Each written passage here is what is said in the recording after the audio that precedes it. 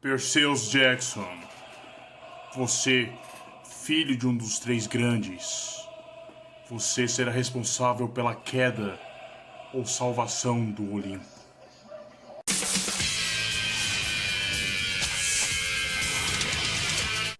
Fala, teosos, tudo bem? Aqui é o Gustavo e hoje vamos falar sobre Percy Jackson. Eu ganhei de um amigo meu por causa do meu TCC, assim, ele resolveu me presentear e me deu essa coleção do Percy Jackson, que é muito bonita, por sinal, e vem com 5 livros, e são eles: O Ladrão de Raios, o primeiro, que conta a história, começa a contar a história do Perseu, o Percy, né, que é o apelido dele. E ele é um meio-sangue, um semideus, filho de um deus e uma humana. E, e por causa disso ele tem dislexia, TDAH. O Rick Riordan, que é o cara que escreveu Percy Jackson e todas as outras séries, eu soube que os filhos dele têm essas doenças. Então ele queria incentivar as crianças, assim, e eu achei isso tipo, muito massa, muito bacana.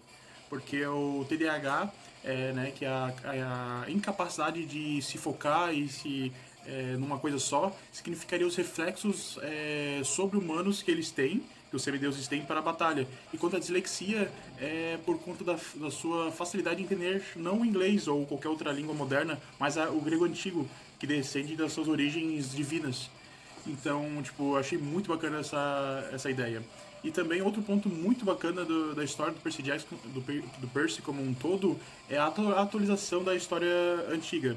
Todo o Olimpo, todos os mitos gregos são atualizados para os dias atuais e são transferidos para a cultura ocidental, e deixando a história antiga e moderna ao mesmo tempo. É muito bacana e casa perfeitamente com a ideia da filosofia da teia, que é a interligação entre vários pontos, aspectos voltados da vida humana ao longo da sua história, fazendo conexões assim que a gente vê ciclos se repetindo. Isso é muito massa. Então, na primeira história do Ladrão de Raios, eu vou falar um pouco sobre cada um rapidamente. No primeiro livro, o Percy ele descobre que é um meio-sangue, um semideus, e que ele vai para um acampamento onde os semideuses são alocados para se proteger, pois eles sempre estão sendo caçados por monstros mitológicos, por causa que eles são ameaça, né? Porque na verdade os deuses eles não podem interferir tecnicamente na vida humana. Então cabe aos heróis, aos semideuses, pegarem e completar suas missões. Eles são seus escudos, seus agentes do mundo moderno. Depois segue para o Mar de Monstros. O Ladrão de Raios e o Mar de Monstros foram os únicos livros do Rick Riordan até o presente momento que foram adaptados para o cinema, embora algumas escolhas feitas deixaram muito a desejar, como os semideuses, né, principalmente o Percy já ter 15 ou 16 anos, porque nos livros ele começa com 11 ou 12 e ele vai crescendo até o último livro que ele tem 16, que a profecia é criada, que eu já citei, que inclusive a profecia fala assim: um meio-sangue dos deuses antigos, filho, chegará aos 16 anos apesar dos empecilhos. Num sono sem fim, o mundo estará, e a alma do herói a lâmina maldita ceifará. Uma escolha a seus dias vai encerrar, o Olimpo preservar ou arrasar. Essa profecia é chamada da Grande Profecia, e ela permeia por todos os contos de todos os 5 livros, e todo mundo acha que é o Perseu, porque ele é o único membro dos 3 deuses antigos, né, dos 3 grandes, Zeus, Poseidon e Hades, que está vivo e tem menos de 16 anos. Então, portanto, pelo menos no início, né, da história, ele é considerado o grande herói. Mas as coisas mudam. No final do Mar de Monstros, uma personagem muito importante para a história vai retornar, porque ela estava considerada morta.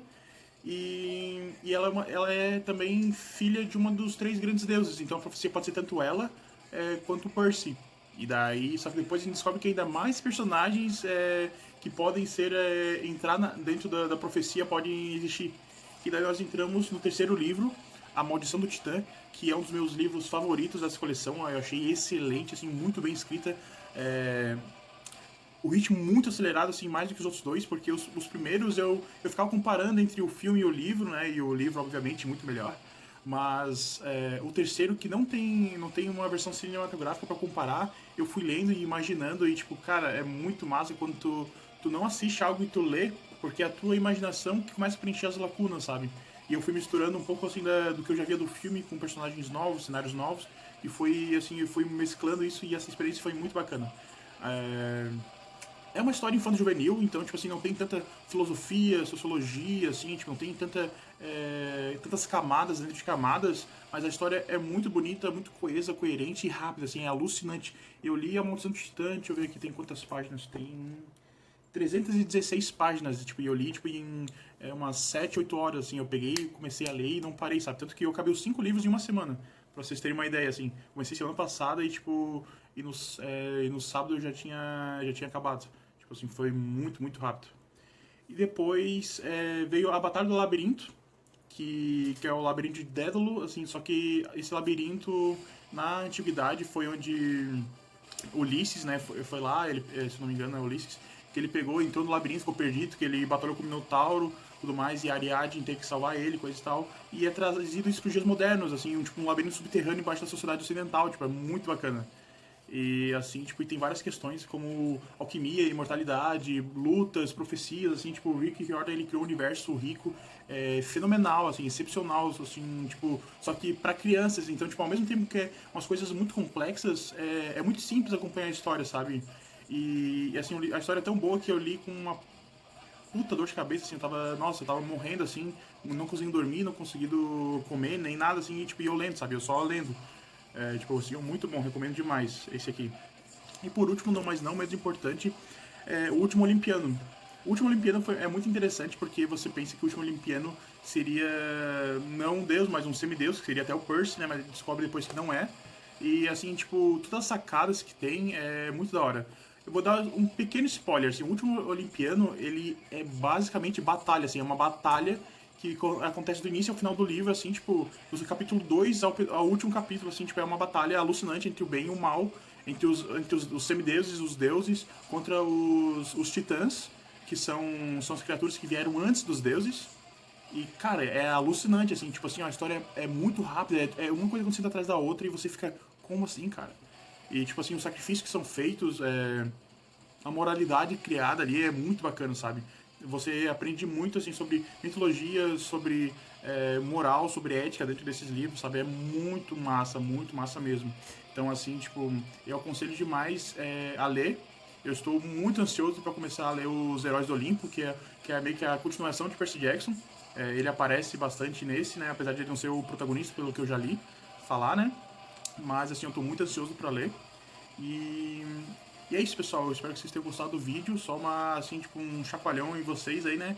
Pra ler um Percy Jackson, assim, tipo, apesar de ser uma coisa infanto-juvenil, é muito massa, assim, tipo, uma história muito boa. E, assim, ó, esses 5 livros juntos tá cerca de 1.200 páginas. Então, assim, tipo, não é um conto tão longo, assim, tipo, se juntar tudo, sabe? Vale muito a pena. É, assim, ó, de 0 a 10 eu dou 9,5 pra essa coleção, né? Porque eu sou exigente. Mas, assim, tipo, é muito boa mesmo, gente. Então, é isso. Se você gostou desse vídeo, assim, deixa o seu like, compartilhe com os amigos. E é isso, pessoal. Se cuidem. Falou!